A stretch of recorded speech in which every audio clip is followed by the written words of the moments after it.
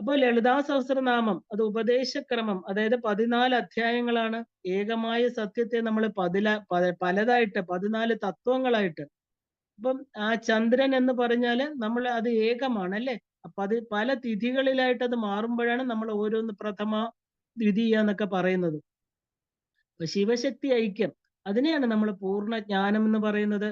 ശിവൻ പരബ്രഹ്മമാണ്, ശക്തി ഞാൻ എന്ന് പറയുന്ന ആ ഒരു ജീവനായിട്ട് നമുക്ക് കാണണം. അപ്പൊ ജീവൻ ശിവനിൽ ലയിക്കുന്നതാണ് ശിവശക്തി സാമരസ്യം അല്ലെങ്കിൽ ശിവശക്തി ഐക്യം എന്ന് പറയുന്നത്.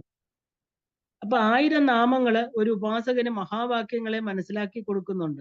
അപ്പോ ആ ഒരു എന്താ പറയാ, ഈ പ്രപഞ്ചം എന്ന് പറഞ്ഞ ഈ പ്രപഞ്ചം, ജീവൻ എല്ലാം തന്നെ ആ ഒരു പരബ്രഹ്മമാണ് എന്നുള്ള സത്യം നമുക്ക് ഒരു തലം കഴിയുമ്പോൾ മനസ്സിലാകും. ഈ സത്യത്തെയാണ് നമ്മൾ 1000 നാമത്തിലൂടെ ആരാധിക്കുന്നത്. അതായത് ഉറച്ച് നമുക്ക് വിശ്വസിക്കാൻ സാധിക്കുന്നത് ഈ 1000 നാമങ്ങളുടെ അർത്ഥങ്ങൾ ഉൾക്കൊള്ളുമ്പോഴാണ്.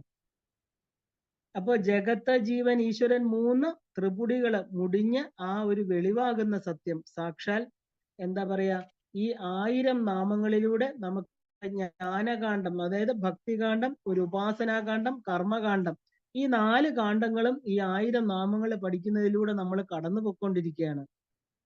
അപ്പൊ പത്രം പുഷ്പം ഫലം തോയം യോമേ ഭക്തിയാ പ്രയശ്ചതി എന്ന് ഭഗവാൻ പറയുന്നുണ്ട് ഇല്ലേ. എനിക്ക് എന്താ വേണ്ടത്? ഒന്നും നിങ്ങൾക്ക് വേണ്ട, ഒന്നും എനിക്ക് വേണ്ട. ചെറിയ ഒരു ഇലയോ ഒരു ചെറിയ പുഷ്പമോ ഒരു ചെറിയ ഫലമോ വെള്ളമോ തന്നാ മതി. പക്ഷെ എന്താ വേണ്ടേ? ഭക്തി. ഏറ്റവും വേണ്ടത് ഭഗവാനോടുള്ള ഇഷ്ടം, അതായത് ദേവിയോടുള്ള ആ ഒരു സാധാരണ ഇഷ്ടമൊന്നും പോരാ. അവിടെ നമുക്ക് ദേവിയെ വേണം, എൻ്റെ അമ്മയാണ്, ആ സ്നേഹം. ഭഗവതിക്ക് ഏറ്റവും ഇഷ്ടം ഭക്തിയാണ്. ലളിതാ സഹസ്രനാമത്തിൽ ദേവിയുടെ ഉദ്ദേശം എന്താണ്? ഭണ്ഡാസുരൻ വധം അല്ലെ. അതാണ് അമ്മയുടെ ലീല വിനോദം. അതാണ് ദേവിക്ക് എന്താ പറയാ, അമ്മയുടെ ഒരു ലീല. നമ്മുടെ ഉള്ളിലിരിക്കുന്ന ഭണ്ഡാസുരനെ വധിക്കാൻ വേണ്ടിയിട്ടാണ് വരുന്നത്. ആ ഭഗവതി നമ്മുടെ ചിതഗ്നിയിൽ ആവിർഭൂതയാവുന്നത്. അപ്പോ ശിവൻ എന്ന് പറഞ്ഞാൽ എന്താണ്? നമ്മുടെ ഉള്ളിലെ ആ ഒരു ചലിക്കാത്ത ബോധം. ഞാൻ എന്ന് പറഞ്ഞാല് ശക്തി അല്ലെ. അപ്പൊ ഞാന് നീ, അപ്പൊ നീയ ഞാന് ഒന്നും അങ്ങനെ പ്രത്യേകത ഇല്ല. സാക്ഷാത്കാരം, ശിവശക്തി ഐക്യം എന്ന് പറഞ്ഞാൽ എന്താ?